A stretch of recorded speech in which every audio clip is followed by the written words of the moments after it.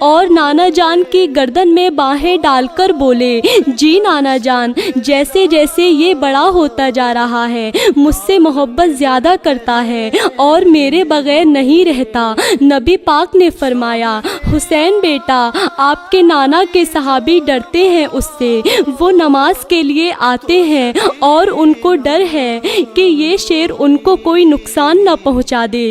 اے بیٹا حسین، اسے ہم آزاد نہ کر دیں۔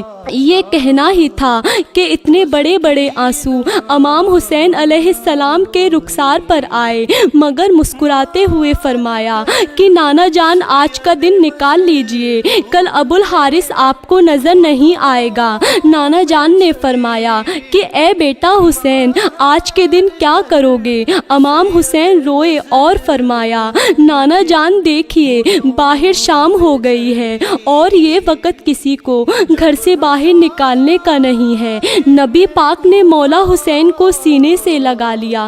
جب مولا تہجد کے وقت شیر کو خوراک دینے آئے تو ابو الحارث نے کہا کہ اے مولا، آج اتنی جلدی احسان؟ مولا نے ساری بات ابو الحارث کو بتائی۔ ابو الحارث نے کہا کہ ٹھیک ہے مولا، میں جاتا ہوں، پر ایک شرط ہے، پھر دوسری دفعہ ملاقات ضرور ہو۔ امام علیہ السلام نے فرمایا کہ ٹھیک ہے، تاریخ یاد کرو، 61 ہجری 10 محرم الحرام کو میدان کربلا کے ٹیلے کے پاس سے تمہیں ایک آواز آئے گی، بس اس آواز پر چلے آنا اور مجھ سے ملاقات ہو جائے گی۔ ابو الحارث نے کہا کہ اے مولا، مجھے آواز کون دے گا؟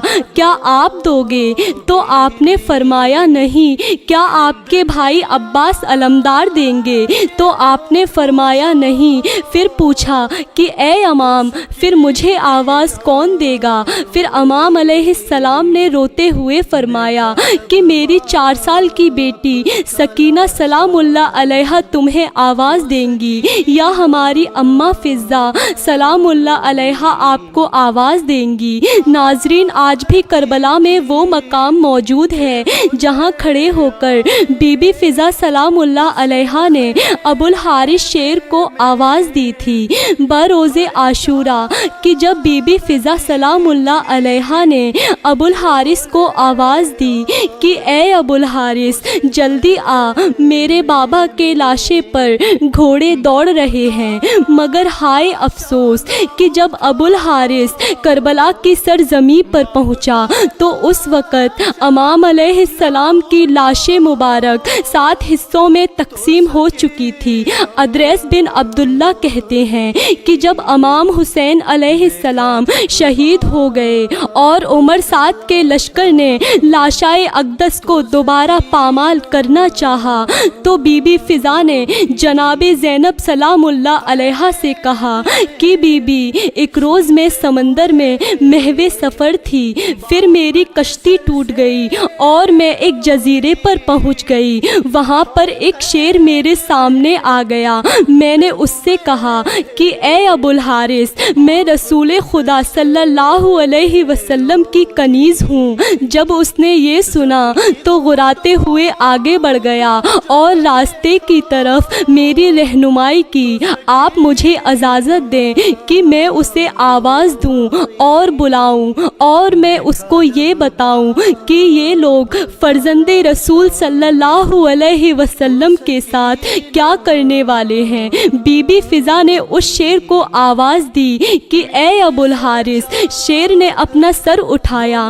بی بی فضہ نے کہا کہ کیا تمہیں معلوم ہے کہ یہ لوگ تمہارے امام کے ساتھ کیا کرنے والے ہیں؟ یہ ان کا لاشا دوبارہ پامال کرنا چاہتے ہیں۔ یہ سن کر شیر امام علیہ السلام کے لاشے پر آیا اور لاش اقدس پر بلند آواز سے گریہ کرنے لگا اور دونوں ہاتھوں سے جسم اقدس کو چھپا لیا۔ لشکر والے آئے تو انہوں نے شیر کو دیکھا۔ عمر 7 نے کہا کہ یہ فتنہ ہے، اسے جوش نہ دلانا اور واپس لوٹ جاؤ۔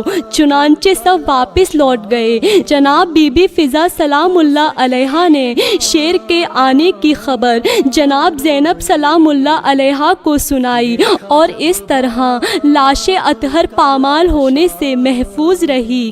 واضح رہے کہ یہ شیر مولا علی علیہ السلام کا پالا ہوا شیر تھا جو کہ خاندان نبوت کا وفادار تھا اور آج بھی مولا علی سرکار سے منسوب ہے۔ جناب بی بی فضا سلام اللہ علیہا حضرت بی بی فاطمہ زہرا کی وفادار کنیز تھیں، جنہوں نے بی بی فاطمہ سلام اللہ علیہا کی وفات کے بعد بھی ان کے بچوں کا ساتھ نہیں چھوڑا اور بی بی زینب اور جناب ام کلثوم سلام اللہ علیہا کے ساتھ رہیں۔ کربلا میں بھی امام حسین علیہ السلام کی ہمراہ رہیں اور ان کی بہن اور بیٹیوں کا سہارا بنی، جنہیں اماں فضا سلام اللہ علیہا کہا جاتا ہے۔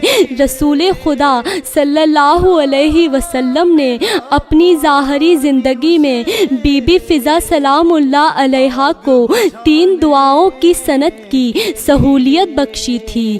واقعہ کربلا پیش آنے سے پہلے وہ 2 دعائیں مانگ چکی تھیں اور ان کی تیسری دعا جو انہوں نے واقعہ کربلا کے لیے سنبھال رکھی تھی، لاشائے امام حسین علیہ السلام کو دوبارہ پامالی سے بچانے کے لیے ابو الحارث یعنی شیر فضا کو بلوانا تھا۔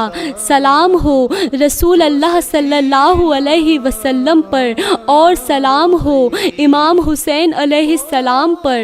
السلام علیکم ناظرین۔